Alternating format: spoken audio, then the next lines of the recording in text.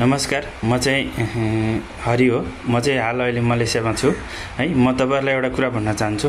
यो जति पनि यो पत्रकारहरू साथीहरू छ नि, यो जति आन्दोलन भइरहेको छ अहिले यो तराई क्षेत्रमा, यो गएर चाहिँ कसले हानेको, मुस्लिमले हानेको गोली, हिन्दूले हानेको गोली भनेर सोध्ने कारण चाहिँ किन? तपाईँहरू तैँले हानेको होला नि त, पत्रकार त गएर हाने थिइस् होला नि त, होइन? अलिकति सोध्नुलाई अलिकति राम्रो तरिकाले सोध के, किनकि एक अर्कामा लडाउने काम नगर तिमीहरूले, बुझिस्? तिमीहरूले गर्दाखेरि नै यो सबजना यो लडिरहेको छ, थाहा छ कि नै? अलिकति मान्छे भएर सबैलाई मिलाउने कुरा गर के, किनकि यस्तो भन्नु हुँदैन। उनीहरूलाई पनि यो धर्म, जात, संस्कृति सबै बराबर हुनुपर्छ। मुस्लिम भनेर छुट्याउने नि होइन, हिन्दू भनेर छुट्याउने नि होइन। सबैले आफ्नो धर्म मान्नु पाउँछ, सबैले आफ्नो धर्म गर्नु पाउँछ। मुस्लिमको अगाडि गएर हिन्दूले गर्न पाउँछ, हिन्दूले हिन्दूको अगाडि आएर मुस्लिमले गर्न पनि पाउनुपर्छ। यो चाहिँ सबैलाई बराबर चाहिन्छ, बुझिस्? कसैले कसैको धर्म छुट्याउनु पाउँदैन। सबभन्दा धर्म छुट्याउने काम जसले गरेछ नि, त्यो जस्तो नराम्रो कोही पनि हुँदैन। जसले गरेछ त्यसलाई कानुनी कारबाही गर्नुपर्छ सरकार, किनकि हाम्रो सरकारले जे गरेछ राम्रो गरेछ, तर ठिक गरेछ।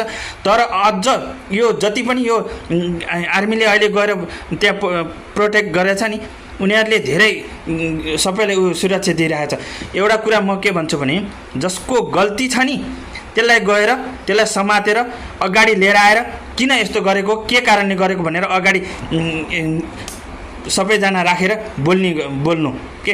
यो पत्रकारहरू छ नि जति पनि, यो सोध्ने प्रश्न यस्तो होइन कि हिन्दूले हानेको, मुस्लिमले हानेको भनेर सोध्ने काम नगर। तिमीहरू जति पनि राम्रो बोली बोलेर राम्रो मिलाउने कुरा गर। तिमीहरूले गर्दाखेरि यो दुनियाँको पैसा खाएर मासाला, नेताहरूको पैसा खाएर मासाला अहिले आएर नराम्रो कुरा बोल्ने, अलिकति राम्रो कुरा गर्ने के, सोध्नु। सबैलाई लडाउने जुधाउने काम नगर। हुन्छ सक्छ भने सबैलाई मिलाउनु, सक्दैन भने बोल्नै नबोल्नु, बुझ्यो? किनकि अलिकति मान्छे भएर नि, मान्छे भनेको सबै बराबर हो के। हामी दुनियाँ संसार डुलेर हिँड्या हुन्छौँ। हिन्दू, मुस्लिम, क्रिस्चियन, सब बौद्ध सबसँग हामी राम्रो व्यवहार गरेर बोल्ने हुन्छ। एउटा दाजुभाइ जस्तो हाम्रो संसारमा, हाम्रो देश जस्तो राम्रो देश कुनै पनि छैन, थाहा छ कि नै? अलिकति इज्जत गर्नु के, सबैलाई सम्मान गर्नु, होइन?